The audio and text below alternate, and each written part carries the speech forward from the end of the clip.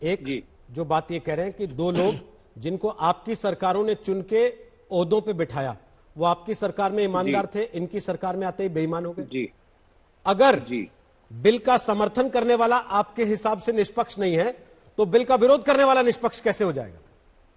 जी। अब मुझे आप ये बताइए, किसी व्यक्ति ने अपनी राय पहले ही दे रखी हो कि ये बिल बहुत अच्छे हैं, अब वो उस व्यक्ति से क्या आप अपेक्षा करते हो? मैं आपसे, रोहित जी भूल जाइए कौन क्या है, एक व्यक्ति ने ये कह दिया कि ये बिल बहुत अच्छे हैं, क्या आप उससे ये अपेक्षा करते हो कि वो उन लोगों को सुनेगा जो कह रहे हैं कि इस बिल से हमारी खेती सूट बूट के दोस्तों के पास चली जाएगी? लेकिन जिसने ये कह दिया गौरव जी कि ये बिल काले कानून है, उससे भी क्या आप उम्मीद करते हैं कि वो उनकी सुनेगा जिनको ये लगता है कि हाँ ये बिल ठीक है मेरे लिए? मैं आपको कह रहा हूं रोहित जी, आप चाहते हैं तो 4 इंडिपेंडेंट ऐसे एक्सपर्ट हो सकते थे ना। देश में ऐसे कई लोग हैं जो इंडिपेंडेंट है, जिन्होंने ना तो इसके पक्ष में ना विपक्ष में अपनी राय रखी। इंडिपेंडेंट का मतलब क्या है? जिनके नाम आप सुझाएं। इंडिपेंडेंट वो माने जाएंगे जिनका नाम आप तय करेंगे। रोहित जी, ये संयोग है या प्रयोग है कि चारों के चारों एक्सपर्ट जो कि जिनको कमिटी में मेंबर है, उन्होंने चारों ने लेख लिख के मंत्री नरेंद्र तोमर जी को मेमोरेंडम देके ये बोला हुआ कि भैया ये बिल तो स्वर्णिम है, इससे तो हिंदुस्तान की खेती स्वर्ग में चली जाएगी। अरे भैया, हिंदुस्तान के किसान ये बोल रहे हैं कि उनको उनके फसल का उचित मुआवजा कैसे संरक्षित हो, एमएसपी की लीगल गारंटी मान रहे। एक सज्जन जो जोशी साहब है, वो तो कह रहे हैं एमएसपी की जरूरत ही नहीं है।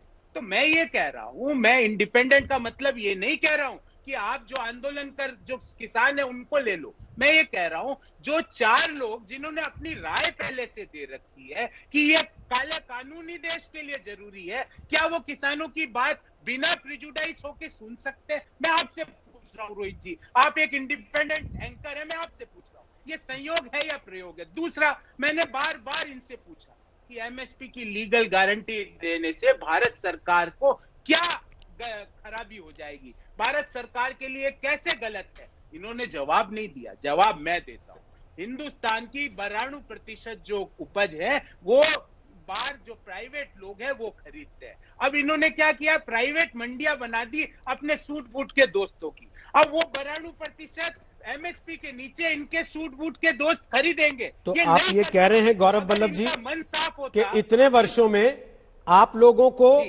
यही मॉडल अच्छा लगता था जो किसानों के लिए अच्छा नहीं था, जिसमें एमएसपी की गारंटी का कोई कानून नहीं था, आपको तब वो सूट करता था, वो अच्छा था? जी रोहित जी, आप मुझे बताइए, आप इतने वरिष्ठ पत्रकार हैं, 10 साल यूपीए की सरकार चल रही थी, जब भी आप पत्रकार थे, वरिष्ठ पत्रकार थे, कभी आपने 10 साल में किसानों को सड़कों पे बैठे देखा 50 दिन तक? सर, किसानों को लाशों को लटकते हुए देखा हमने पेड़ों पर। सर, मेरी बात, किसानों की लाशों को लटकते हुए देखा, उनके बीवी बच्चों को बिलखते हुए देखा। मुझे आपको आंकड़ा देने की जरूरत नहीं गौरव जी, उस दौरान भी आप आए दिन आते थे और सफाई देते थे कि क्यों किसान मर रहा है। नहीं, मैं आपसे पूछ, और तब आप ही यही सुधार लाए थे। संसद में आपके नेताओं ने बोला था कि ये वाले सुधार आ जाएंगे तो किसान आत्महत्या नहीं करेगा। एक एक का उत्तर दे रहा हूं। 50 दिन तक हिंदुस्तान के लाखों किसान दिल्ली के बॉर्डर पे बैठे हैं, भयंकर ठंड है। रोहित जी, आपको पता है हरियाणा में, पंजाब में, दिल्ली में पारा 1 डिग्री 2 डिग्री 3 डिग्री पे रहता है रात में। उस ठंड में, बारिश में 50 दिन से हमारे अन्नदाता बैठे हैं। क्या हम वहां जाके फटाफट बात नहीं कर सकते? 50 दिन में हर मीटिंग के बाद 25 दिन बाद नेक्स्ट मीटिंग, 7 दिन बाद नेक्स्ट मीटिंग। ज्यादा पूछते हो तो कहते हैं सुप्रीम कोर्ट चले जाओ। अरे भाई, सरकार, जनता ने, जैसा संबित जी ने कहा कि किसानों ने हमको चुना, सही कहा संबित जी, आपको चुना और आपने धोखा किया। आपने पूरा वाक्य नहीं बोला, चुना आपको और आपने उनको दिया क्या? धोखा। किसानों ने आपको चुना, तो आप उनसे जाके बात क्यों नहीं कर सकते? आप बार बार सुप्रीम कोर्ट के हवाले क्यों जाना चाहते हो? ओके, संबित पात्रा, कोर्ट के कंधे से बंदूक चलाना चाहती है सरकार? पहली बात तो है, इन्होंने कहा कि हम फटाफट बात क्यों नहीं कर लेते हैं जाके। देखिए रोहित जी, मैं सम्मान के साथ और गंभीरता के साथ कहता हूं, अगर कांग्रेस ने फटाफट भी बात नहीं करके 70 साल में बात कर ली होती तो आज ये डिस्कशन और ये डिबेट ही नहीं हो रहा होता। ये हमें फटाफट, राहुल गांधी फटाफट विदेश चले जाते हैं, आपने कभी उन्हें झटापट बात करते हुए देखा है? कभी नहीं देखा होगा। ये फटाफट बात करने की बात कहते हैं। जब भी हम बात करने की बात करते थे एक ही मुद्दा सामने आता था, पहले कानून हटाओ फिर जाके कोई हम 1 इंच आगे बढ़ेंगे। ये आप और हमने इस पे डिबेट भी किया है। नंबर 1 अभी भी वही उनकी मांग है कि आप पहले कानून हटाओ तब जाके हम कमेटी की बात मानेंगे, वरना हम कमेटी की बात भी नहीं मानेंगे। ये तो मोदी जी ने नहीं कहा है, ये सुप्रीम कोर्ट ने। दूसरी बात, आपने कहा कि क्या सरकार सुप्रीम कोर्ट के कंधे पर रखकर बंदूक चला रही है। मैं बहुत गंभीरता के साथ ये बात कहता हूं और ये कांग्रेस पार्टी को कहता हूं, ये ईवीएम मशीन भी हमारी है, ये इलेक्शन कमीशन भी आप कहते हैं कि ये बिक गई है, ये भारतीय जनता पार्टी की है। ये सुप्रीम कोर्ट को आपने दसियों बार, जब राम जन्मभूमि के विषय में सुप्रीम कोर्ट ने कहा, और आज पुनः आप सुप्रीम कोर्ट को कह रहे हैं कि हम सुप्रीम कोर्ट के कंधे का इस्तेमाल कर रहे हैं। ये सीबीआई, ईडी सब हमारी है, वर्ल्ड बैंक तक को आपने हमारा कह दिया था। G23 याद करिए, इनके 23 मंत्री थे जिन्होंने बगावत बोल दी थी, तो उनका एक बयान आया था रणदीप सुरजेवाला के कि ये सब बीजेपी की भाषा बोल रहे हैं, जिसमें मनीष तिवारी, आनंद शर्मा, गुलाम नबी आजाद, ये लोग शामिल थे। अगर ये खुद अपने ही मंत्रियों पर विश्वास नहीं करते हैं, ये अपने लोगों को बीजेपी की आवाज बताते हैं, तो ये किस पर, सुप्रीम कोर्ट पर और इलेक्शन कमीशन पर क्या विश्वास करेंगे। अंत में रोहित जी, इन्होंने कहा इन 4 लोगों ने जो कमेटी में हैं, इन्होंने पहले ही आर्टिकल लिखा हुआ है।